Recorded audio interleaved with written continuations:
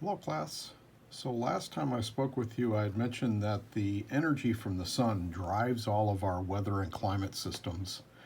And so now we're going to take a look at a little bit more detail about how that works. And it all boils down to sun angles and solar intensity.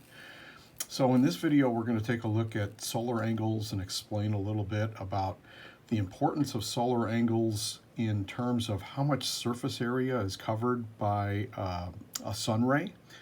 And really when it boils down to it, it's going to be that the higher the sun angle, the less surface area is covered by that sunbeam, and that is going to result in a more intense sunbeam and warmer temperatures. And then as the sun angles get lower in the sky, the sun ray is going to cover more surface area. That's going to make the sun ray less intense and result in less energy being received by that surface.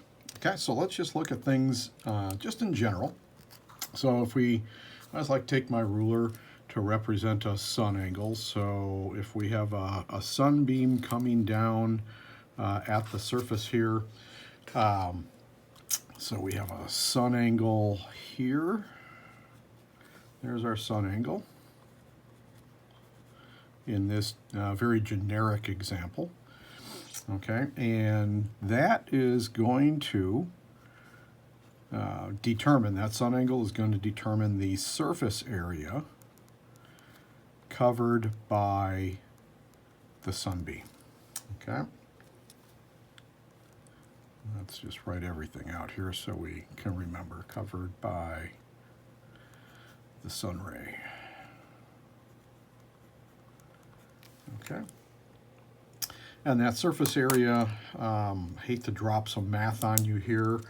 We're going to use the math just for interpretation purposes. You won't have to use the math at all.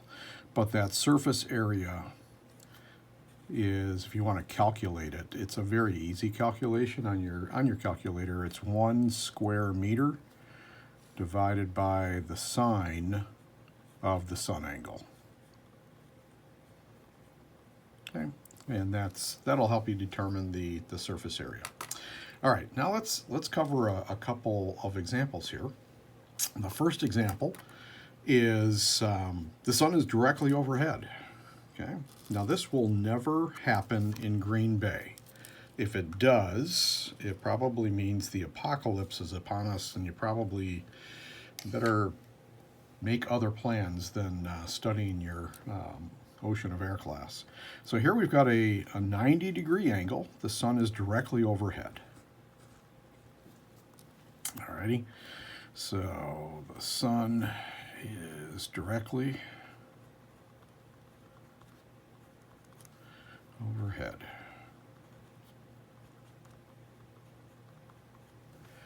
Okay, and notice that here this is going to result in less surface area being covered.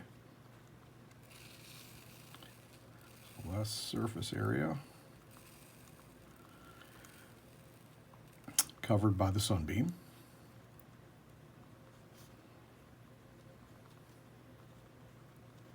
Or the sun ray, I guess we can say either one. Okay, and so if there's less surface area covered by the sun ray, that means this is going to be a very intense sun ray. Okay, if it's a very intense sun ray, that means that this is going to result in warmer temperatures.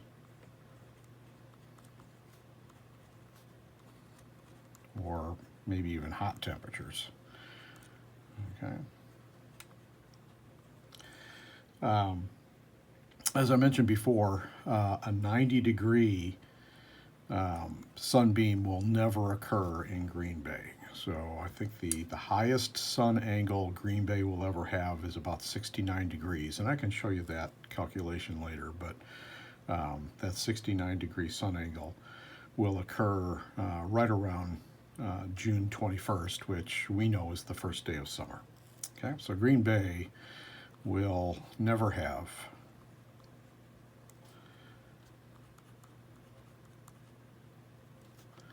a 90-degree solar noon sun angle. Okay.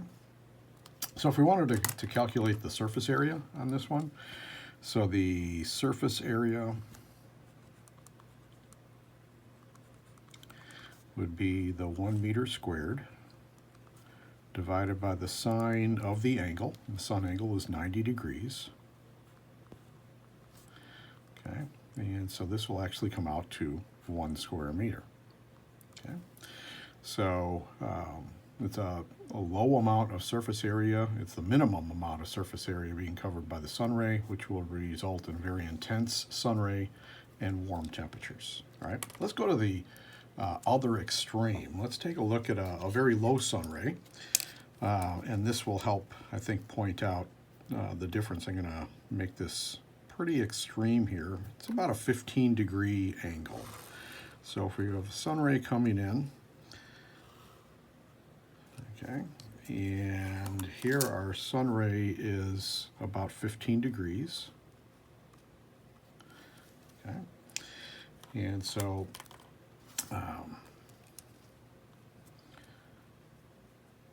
here the sun is very low in the sky.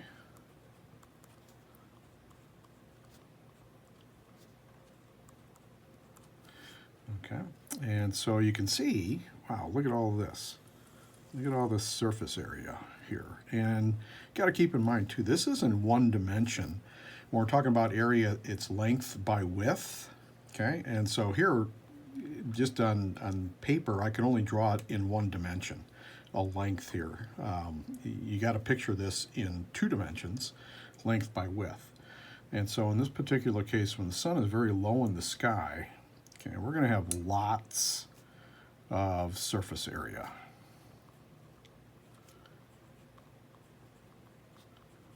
Being covered by the sun ray.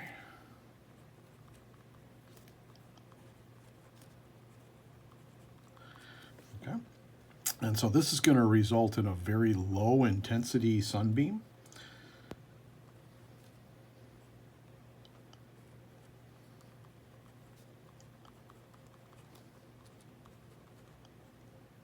Sun ray, there we go. Okay, and again, we can do the calculation real quick. So the surface area here will be 1 square meter divided by the sine of 15 degrees. Okay, and if you do the calculation, this works out to 3.86 square meters. So notice the difference between the sun being directly overhead. The sun ray is covering only 1 square meter, so very intense. When the sun is very low in the sky, you're going to spread that surface, that sunbeam out over a very large surface area. Okay, and again, that is going to result in cold temperatures, or much cooler temperatures.